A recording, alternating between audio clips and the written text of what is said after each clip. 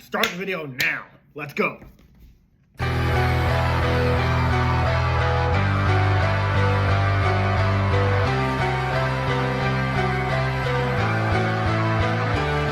Oh my god.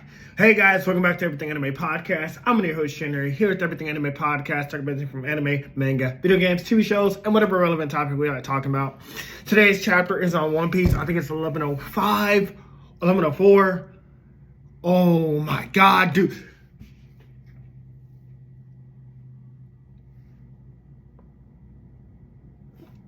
Kuma knocked the shit out of Mr. Saturn. He knocked the crap out of one of the five elders.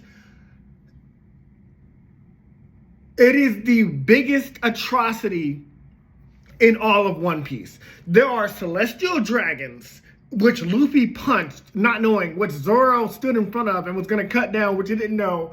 There's that. And then there are the five elders who basically control the entire world. And Kuma knocked one of them out for well, I say knocked out. There's more to it. But he hit him really good. I was like, oh my god. Someone landed a blow on this guy. And now we learned several things in the same moment. One, Mr. Saturn added a kill switch against Vegapunk's will. Like Vegapunk didn't add a self-destruct switch. He added a self-destruct switch to Kuma when he got taken by the Revolutionary Army during the Reverie. And he hit the switch after Kuma got taken, so he doesn't know how Kuma's alive in the first place.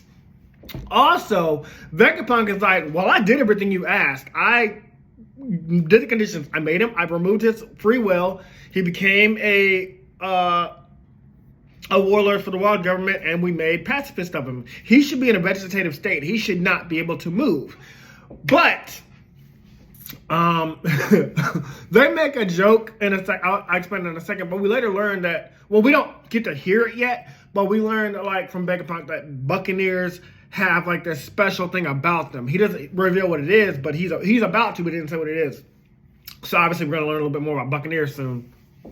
But yeah, Kuma knocked him out, and then Bonnie and her father share this cute moment. She's like, "Daddy, I'm so happy. I'm glad you came to save me." It was very, very cute. I really, really love that scene. And then basically, she's like, "Oh, I saw your memories. I saw mommy. I saw the letters you wrote me. I'm so happy to know I've been loved." And he holds her in a hug. And again, this is Kuma about a conscience. Kuma still has no conscience. It's just something inside of him is still, holding on to the edge of his humanity. And Mr. Saturn, of course, gets back up. He's healing. But there's something to note about this. So when he does get back up, this time when the Straw Hats were held down by his energy before, now they're able to freely stand. I don't know if this is because of something Kuma did when he punched him, but basically Kuma's about to be stabbed in the back, and Sanji comes out of nowhere and kicks Saturn's spider leg away, calling him the Spider Gramps, which I thought was pretty funny. But I was like, whoa, okay, can we hurt Saturn now? Because there's even a scene where Frankie does Radical Beam at him, and it's a burn mark from Frankie. I thought it was, I thought for some reason Barcelino betrayed him, because the scene also shows Barcelino attacking and then it showing a burn mark where Saturn got hurt, but it was obviously Frankie. And we don't see what happened to Frankie, but we assume Frankie got hit by Barcelino. And he goes on to say basically oh, it must be Vegapunk. What's the meaning of this? And Vegapunk's like, I don't know. I guess you can call it the power of love, which I thought was pretty funny. But it has something to do with the Buccaneer blood. But during all that chaos, Luffy escaped. I don't know where Luffy is. Everybody's kind of running for cover, but Mr. Saturn, I'll just go ahead and skip to the end. If I miss something, I'll go ahead and talk about it at the end. But basically, Mr. Saturn's like, it's time for another Buster Call. If you don't know what Buster Call is, if you're not caught up in One Piece, or at least up to the O'Hara incident with Robin's past, a Buster Call is when they destroy the entire island. People that live on it, buildings, whatever, they destroy the entire island. It doesn't matter if you're an innocent person or not, the whole island goes down with you on it. Like Eggman when he said, Shadow, get off that island before the island blows up. And Sonic said, blow up. Yeah, there. Shadow, what are you doing? Hurry and get back here right now before the island blows up with you on it. Blows up?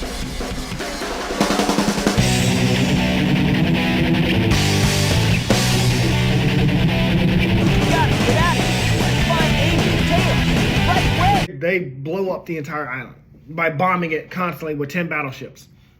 Now, Saturn's like, the reason is because one of you has Buccaneer blood. You have the blood of a dead race. One of you is an ancient god, talking about Luffy, the sun god, and one of you is looking for history that you shouldn't, or been studying history that you have no reason to study, or you shouldn't have no knowledge of the void. You shouldn't have any knowledge of the Void Century, which we know Vegapunk was studying. So that's why he's like, those are the 3 offenses. And on top of that, you hit one of the fourth one. You hit one of the 5 elders, one of the pivotal people at the top of the world. And so a Buster call is coming. Robin's worst fear is coming. I did see a meme about this, so that was kind of spoiled, but I didn't realize what that was about. But now I do know, so I wish people would stop posting them. Well, to be fair, the chapter's been out. No, the chapter came out today. So yeah, someone's getting these leaked pages and they're posting memes about it, but spoiling it for people. But I post it when the chapter drops. Now, if there was anything else to remember, I'm trying to think. I know the giant robot was still activated, the one from the Void Century. I think that's going to do something. Well, I know that's going to do something because Oda doesn't just introduce something and doesn't bring it back. I don't know how we're going to get off this island, especially with Mr. Saturn, but the fact that Kuma damaged Saturn and the fact that now Frankie and Sanji can fight Saturn, that is a big deal.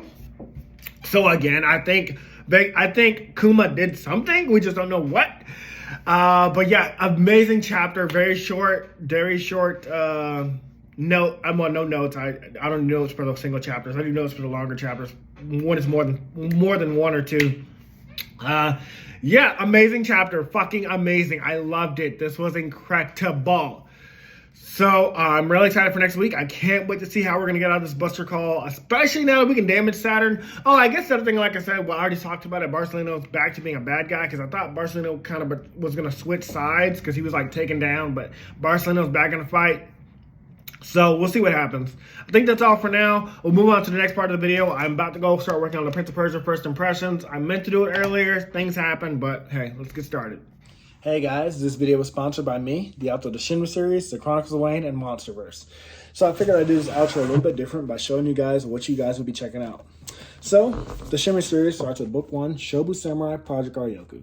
10 years after the death of his parents, Shobu Samurai returns home, seeking vengeance, but instead faces the choice to save his home from shadow creatures, blood beasts, and an organization once thought dead. Shinry's Shobu Samurai starts at $9.99. And if you love anime, manga, Naruto, One Piece, Bleach, Yu Yu Hakusho, Fairy Tail, Shaman King, Rave Master, Zatch Bell, anything like that, the Shinry series is definitely the series for you. You'll definitely want to check it out. The Sword of Light is probably the thickest one so far. And then these books are 2. This is Enter the Dread Zone Tournament. And the series original ending, Arado, the Legendary Conjuring Master. So, and I'll just show you guys some of the covers. Really proud of all of these. But I hope you guys check it out.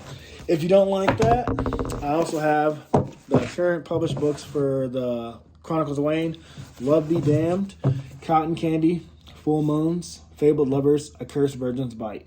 If You Go Where Monsters Dance, Red will Reign Over Your House. Love Be Damned.